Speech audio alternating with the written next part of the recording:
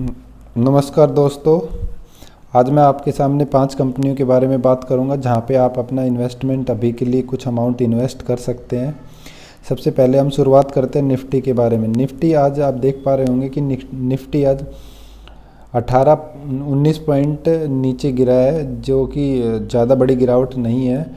But आप starting में इसकी ओपनिंग हुई थी 17,220 पे और दोपहर तक आते आते ही इसमें वापसी कुछ गिरावट हो गई थी। मॉर्निंग में अच्छा दिखाई दे रहा था, बल्कि जबकि शाम को बंद होते होते इसमें हमें काफ़ी डिप देखने को मिला है और आखिर में इसने क्लोजिंग दी है 17,213 पे। तो ये अभी के लिए ज़्यादा बड़ा चेंज नहीं है। तो इसके बाद हम बात करेंगे पहली कंपनी की। ये company IT solution software provide करती है और इसके बेसिक्स के बारे में मैं अभी आपको बताऊंगा। आज हम देख लेते हैं कि जैसा देख पा रहे हो कि इसमें 8% की बढ़ोतरी है। अब हम इसके फंडामेंटल्स के बारे में थोड़ा देख लेते हैं कि ये इसकी किस प्रकार का बिजनेस करती है। तो उसके बारे में जानने के लिए मैंने इसकी वेबसाइट पे विजिट किया, आप भी विजिट कर सकते हैं।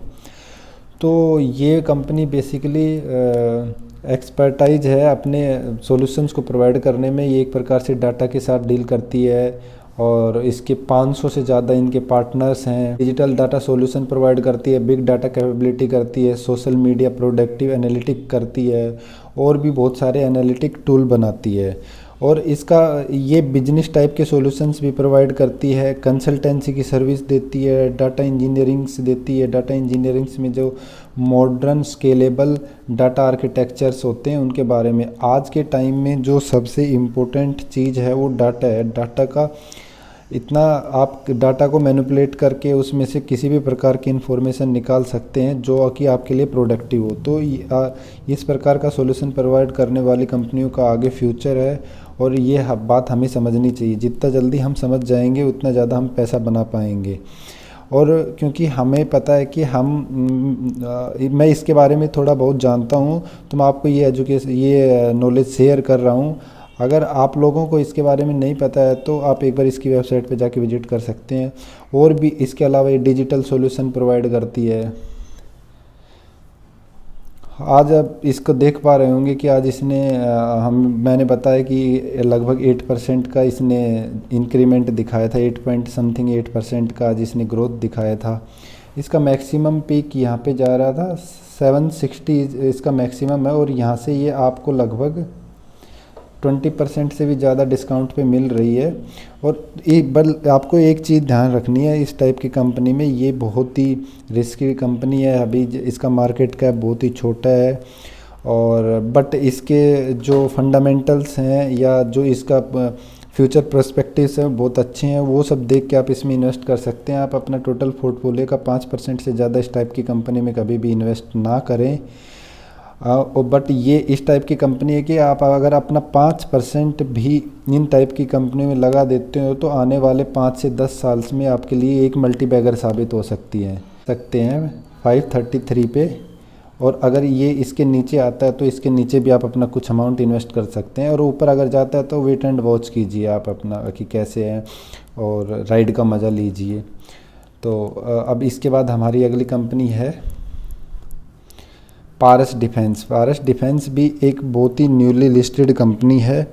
ये भी बहुत ही स्मॉल कैप कंपनी है। ये अब बहुत सारे सॉल्यूशंस प्रोवाइड करती है। ये स्पेस से रिलेटेड है, हैवी इंजीनियरिंग से रिलेटेड है, डिफेंस के कुछ इक्विपमेंट बनाती है, डिफेंस इलेक्ट्रॉनिक्स बनाती है, ईएमपी सॉल्यूशन प्रोवाइड करती है और ये नीचे टेक्नोलॉजी भी प्रोवाइड करती है।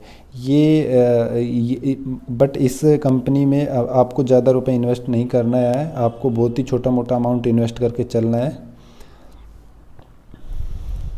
ये आप देख पा रहे होंगे कि इसमें हैवी इलेक्ट्रॉनिक्स में भी ये बहुत टाइप के सॉल्यूशंस प्रोवाइड करती है। बाद ये देख पा रहे होंगे डिफेंस एंड ऑप्शंस में ये डिफेंस इलेक्ट्रॉनिक्स में भी मल्टी कंट्रोल सिस्टम बनाती है, कंप्यूटिंग कंसोल्स बनाती है, डाटा वीडियो इमेजिंग प्रोसेस बनाती है। और इसके बाद इसके ये ईएमपी सॉल्यूशंस हैं। ये आप एक बार इसको वीडियो को पॉज करके आप पढ़ सकते हैं। और अगर आपको इसके बारे में डेप्थ पूछना है या जानना चाहते हो तो आप बताइए, मैं इस कंपनी के बारे में अलग से डेप्थ एनालिसिस करके आपको बता दूंगा। बट अभी वीडियो ज़्यादा लंबा हो जाएगा, इसलिए आप इसको पॉज करके इनके बारे में पढ़ सकते हो। उसके बाद ये इसका लास्ट सेगमेंट है, इसमें जो इसमें ये काम करती है। और भी बहुत सारे सेगमेंट है, ये आप देख सकते हो। और अभी इसके चार्ट प्राइस पे अगर हम बात करते हैं तो ये भी स्टार्टिंग में इसने बहुत ही अच्छा अपवर्ड मूव दिखाया था। इसने स्टार्टिंग में जिसको आईपीओ मिला था उनका पैसा इस कंपनी ने 7 गुना से भी ज़्यादा कर दिया था। और ये अप्रोक्सीमेट ये टाइम हार्डली 1 महीने से ज़्यादा का नहीं होगा। तो इस टाइप की कंपनी, क्योंकि जब इसका आईपीओ आया था तो इसका बहुत ज़्यादा डिमांड थी मार्केट में और सभी लोगों को इसमें इन्वेस्टमेंट करने का सभी लोग इंटरेस्टेड थे। बट इसका मार्केट कैप बहुत छोटा है, तो इस टाइप की कंपनी में आपको ध्यान देना चाहिए कि आपको अपने पोर्टफोलियो का 5% से ज़्यादा बिल्कुल भी नहीं देना है, किसी भी हालत में नहीं देना है। और अभी आप देख पा रहे होंगे कि इसने अपना हाईएस्ट बनाया था लगभग 1200 समथिंग के अप्रोक्स, और अभी ये प्रेजेंटली है 739 पे, जो कि अप्रोक्सीमेट 20-25% ये डिस्काउंट पे आपको मिल रहा है। और ये अपना एक अच्छा बेस बना रहा है यहाँ पे, मीन्स 650 के पास ये एक बहुत ही अच्छा बेस बना रहा है। तो आप इस रेंज में आप बाई कर सकते हो। यहाँ पे भी आप करंट प्राइस पे भी कुछ अमाउंट का बाई कर लीजिए। अगर नीचे आता है तो आप थोड़ा बहुत वो आप और बाई कर सकते हो। बट अभी ये ज़्यादा एक्सपेंसिव भी नहीं है। जस्ट इसका आरएसआई आप देख पा रहे होंगे, ये आरएसआई इंडिकेटर है, ये जस्ट ऊपर अभी इसने 50 आरएसआई पास किया है, पार ही किया है। तो अभी आप, बट इसमें आपको बड़ा अमाउंट बिल्कुल भी नहीं लगाना है। और इस लिस्ट में हमारी तीसरी कंपनी है दीपक नाइट्रेट। दीपक नाइट्रेट के बारे में तो आप सब लोग जानते होंगे। पिछले 2 साल में इसने अपने इन्वेस्टर्स को, शेयर होल्डर्स को बहुत ज़्यादा रिटर्न दिए हैं। आज देख पा रहे होंगे कि इसमें लगभग 0.6% की तेज़ी के साथ ही ये क्लोज 2460 रुपये की अप्रोक्स क्लोज हुआ है। तो दीपक नाइट्रेट ने अभी तक अपने इन्वेस्टर्स को 138 टाइम्स मल्टीप्लाई कर दिया है इन्होंने अपने इन्वेस्टर्स का पैसा। तो इस टाइप की कंपनी को हम बोलते हैं रियल मल्टीबैगर। बट अभी आप देख पा रहे होंगे ये अभी काफ़ी डिस्काउंट में प्रेजेंट है, इसलिए मैंने इसको कवर करने की सोची। इसके फंडामेंटल बहुत ही अच्छे हैं और ये मेनली नाइट्रेट से रिलेटेड है। यहाँ पे आप देख पा रहे होंगे ये दीपक नाइट्रेट कंपनी है। इसका नेट रिवेन्यू है और इसके लीडिंग प्रोडक्ट सोडियम नाइट्रेट से रिलेटेड हैं, जो कि 1972 से इंडिया में इस्टेब्लिश है। और इसका इंडिया में सबसे लार्जेस्ट प्रोड्यूसर है ये फिनोल और एसीटोन का। 2018 के बाद इंडिया का सबसे लार्जेस्ट प्रोड्यूसर फिनोल और एसीटोन का है। ये भी आप और इसकी स्पेशलिटी देख सकते हो। ये अपना 30 से ज़्यादा कंट्रियों में एक्सपोर्ट करती है। इसके 6 से ज़्यादा मैन्युफैक्चर फैसिलिटीज़ हैं। 50 साल पुराना इनके पास अनुभव है। और ये फार्मेसी में और सैनिटाइजेशन में, इनमें भी सब में काम करती है। और आने वाले टाइम में ये भी काफ़ी ग्रो कर सकती है। अभी ये मिड कैप टाइप कंपनी है और आगे जाके लार्ज कैप बन जाएगी। तो अभी भी इसमें पोटेंशियल है कि अपने शेयर होल्डर्स का ये पैसा कई गुना कर सकती है। तो अब हम इसके शेयर प्राइस के बारे में देखते हैं। यहाँ पे आप देख पा रहे होंगे कि ये इसका आज का ग्राफ चार्ट देख पा रहे होंगे प्रीवियसली कुछ टाइम का। तो आप यहाँ से आपको पता लग रहा होगा कि इसने 1 साल में कैसे अपने शेयर होल्डर का पैसा, ये आप देखिए आप इसने कितने टाइम यहाँ से कितना अच्छे से इसने ग्रो किया है। बट अभी आप इसका हाईएस्ट 3000 के अप्रोक्स है और अभी ये ट्रेड कर रहा है 2457 पे। और यहाँ से ये लगभग 15% के अप्रोक्स डिस्काउंट पे अवेलेबल है। तो अगर आप चाहे तो कुछ क्वांटिटी ख़रीद सकते हैं। ये देखिए ये इसका सपोर्ट होता है और ये इसका रेजिस्टेंस होता है। और ये अभी कहीं मिडल में यहाँ पे ये अभी घूम रहा है। तो यहाँ से अगर ये कुछ क्वांटिटी आप यहाँ पे बाय कर सकते हो। एकदम से बल्क में कभी भी बाय नहीं करनी चाहिए। कुछ क्वांटिटी आप यहाँ बाय कर सकते हो। जैसे अगर ये और नीचे आए, उसके बाद अगर और नीचे आता है तो यहाँ पे बाय कर सकते हो। उसके बाद अगर और नीचे आता है तो नीचे बाय कर सकते हो। और अगर इसके तो ये मोस्टली क्या होता है कि काफ़ी टाइम से आपको देख पा रहे होगे कि ये काफ़ी टाइम से आपको कंसोलिडेशन जोन में है। पहले इसमें बहुत ही ज़्यादा तेज़ी आई थी, फिर एकदम से बहुत ज़्यादा गिरावट आई और अभी पिछले 1-2 महीनों से ये कब एक कंसोलिडेशन फेज़ में जा रहा है। तो आप देख पा रहे होंगे कि अभी इसमें इन्वेस्टमेंट करने का बहुत ही अच्छा मौका है, बट आपको ज़्यादा अमाउंट इसमें अभी इन्वेस्ट नहीं करना है अपने पोर्टफोलियो का। अब भी अगर आप नया इन्वेस्टमेंट करना चाहते हो तो अभी आपको इसमें 2 से 3% का इन्वेस्टमेंट करना है। जैसे ये अगर गिरता है तो बाय ऑन डिप करना आपको आप जैसे ही ये अगर 2% और गिरता है तो अपने पोर्टफोलियो का 2% और आप ख़रीद सकते हो। इस प्रकार से ये वाली स्ट्रेटेजी अपना के आप इसमें अपना इंक्रीमेंट बढ़ा सकते हो। इस लिस्ट में अगली कंपनी हमारी है टाटा पावर। टाटा पावर एक बहुत ही पुरानी कंपनी है जो एक पावर जनरेशन से रिलेटेड है और टाटा ग्रुप्स के साथ एसोसिएटेड है। आज इसके शेयर प्राइस में आप देख पा रहे होंगे कि 1% की इंक्रीमेंट के साथ ही इसकी क्लोजिंग हुई है 219 पे। और इसने ये पहले ये कंपनी बहुत ही वोलेटाइल होती थी। ये आप देख पा रहे होंगे इसके ग्राफ में, स्टार्टिंग में इसने काफ़ी अच्छा यहाँ तक काफ़ी अच्छी कंपनी थी। उसके बाद इसने 2000 से 2020 तक 2008 से 2020 तक इसने कोई भी अपने इन्वेस्टर्स को कोई रुपए कमा के नहीं दिया था।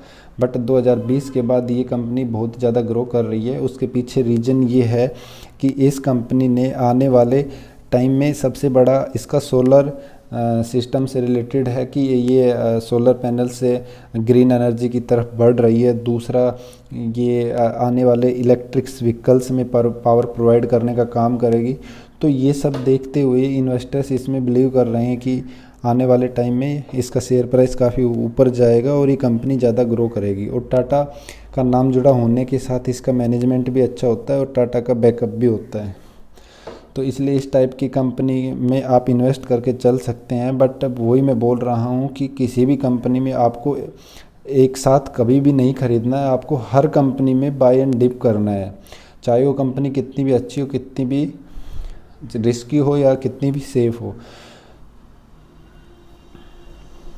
ये आप देख पा रहे होंगे कि ये इलेक्ट्रिक चार्ज